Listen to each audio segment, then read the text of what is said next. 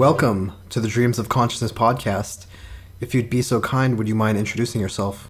This is Ken from Sons of Otis. And how would you describe the music of Sons of Otis? How would I describe it? Hmm. I would just say it's heavy, slow, bluesy, psychedelic.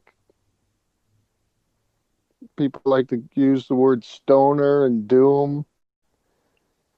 I don't know. It's to me, it's just a different kind of blues. How do you feel about those terms, stoner and doom? Well, they're like groceries. They people seem to, they need titles. So so be it. We're more of so-called that genre than we would be a rock band. So And was the genre something that you were interested in exploring or something that you grew up listening to? not fully, no. I'm fully like a blues guy. Hendrix, psychedelic Trower stuff, Albert King. And I just I started playing sort of heavy-ish music before I really knew there was heavy music, so to speak. And yeah, I just wanted to invent my own thing with like slow droning chords and sort of psychedelic blues, and sort of came up with this kind of idea. And that was like in 92. So, there wasn't many so-called heavy bands around at that time. And that's a fair point. When people think about doom metal and the bands that are associated with that genre, a lot of them actually came out, years after you had formed the band. Electric Wizard weren't around when you formed. Down wasn't around when you formed. There were a few bands here and there playing what was referred to as doom metal, Hmm. but there wasn't a doom metal or stoner rock scene per se. I'm curious how you arrived at this sound because, I'm familiar with Hendrix and I can hear the classic blues and the early heavy psychedelic rock sound in your earliest recordings, but so much of what you're doing is so close to what eventually became called doom metal that I'm curious how you arrived at that sound. It's just it's the way it happened. I wanted to get.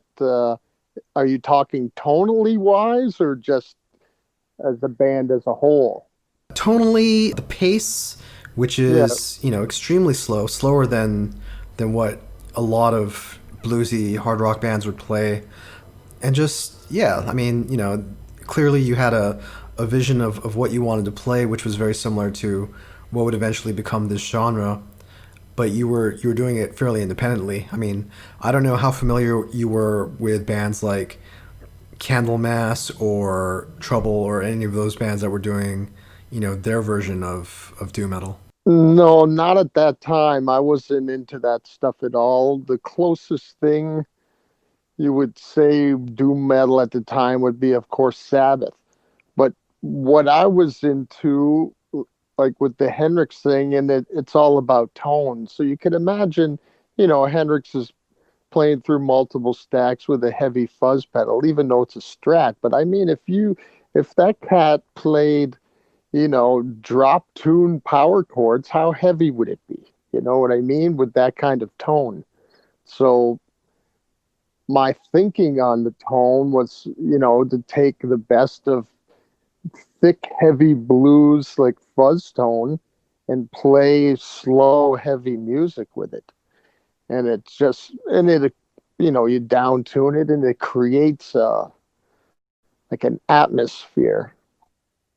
And that's pretty much what I came up with. And it wasn't so much listening to other bands. It was just the drummer I had at the time, John, the original drummer who was on Paid to Suffer and Space Jumble Fudge. He was into that kind of thing. So that's what we were experimenting with, just slow, heavy psychedelic jams. And then we were both into, at the time, a big influence of mine of the different genre of music was Fudge Tunnel, Hate Songs and Eve. That was something, you know. And John, the drummer, he was a real Helmet and Nirvana fanatic, and just tried to invent something. I didn't want to play other people's stuff, and I still don't. I don't, people learn to play their instrument by playing other people's music, and I never wanted to do that. Never, even as a young kid. I go, what? I don't need to learn their stuff. I'm just going to make up my own stuff. And that's what I've tried to do, more or less. So, other than exploring this tone and the sound that you described, what were your goals when you formed? Like, what did you hope to accomplish with Sons of Otis? The truth, Sure. John and I both said we were out to offend as many people as possible. Like, you got to remember, this is 1992. There's no heavy music, and in my town in Toronto, it's just soft. It's just indie rock, college rock type of stuff that Canadian bands nobody cares about. There was no heavy music at all. So our whole thing is like, how many people will hate us, and that sort of turned against us. Can you elaborate on that? When you say that turned against you, what do you mean? Well, people liked it, so uh, we were surprised, but then there was hype, and shit started happening. But that we were going in fully, with just pure hate. you know, we were angry back then. It was fun. How quickly did it take you to find an audience? Well, it depends on what country you're referring to. Like our hometown audience, only they're very trendy in Toronto. So, whatever was cool one summer isn't next summer. So, in I think 99, we had a lot of heat on us in town. We were just, we were signed to Man's Ruin. Temple Ball was out. So, the city was on us pretty hard. But I mean, as soon as we left Toronto and toured the States or Europe, they were there already, you know. So it was instantaneous elsewhere. It's just one of those hometown things here that, it's that cliche that you need to go somewhere else and come back to be appreciated kind of shit. But, whatever.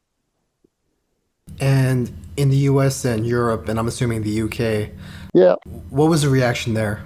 Well, back then, or in general? Well, in general, Yeah, back then. yeah. Well, back then, there was, like I said, we had albums that had made some noise, so the crowds and the people were ultra enthusiastic about it. And we thought, this is where we need to play. This is especially, Europe is, they're into heavy music. They're true fanatics. They're not into trends so much. If they dig you in 95, they're going to dig you in 2005 and so on. So that was the place that we wanted to play and continue to enjoy, because they appreciate it so much more, I found. Yeah, it's worth noting for anybody listening that American metal labels and indie labels weren't especially interested in slow heavy music. Aside from Trouble, a lot of bands had, no pun intended, a lot of bands had trouble getting signed, but there were a few European metal labels who specialized exclusively in that kind of like slow heavy Sabbath inspired doom metal. So your first album came out in 96, and I think by that point Down had released an album, and there was a little bit of a movement with bands like Cathedral also releasing albums, and Lee Dorian from Cathedral had his Rise Above label. When did you start to notice that there were other bands playing something similar to what you were doing in Canada? I'm not sure of the years really back then, but just as the you like this is even before really the internet.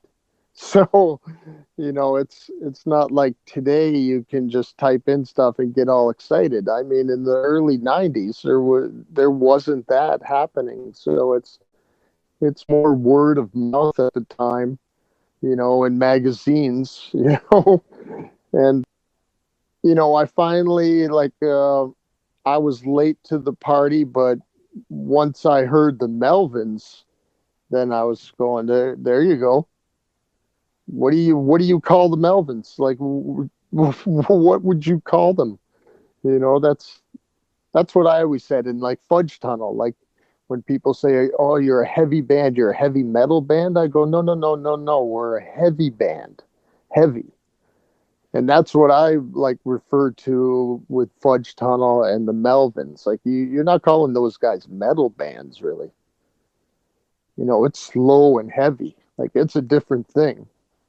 What would you say separates your band from a quote unquote metal band? Well, we play A was slow. There's no solos like that. I would only play solos if the song needed it or it the song was a solo. I just don't stick in solos for the hell of it.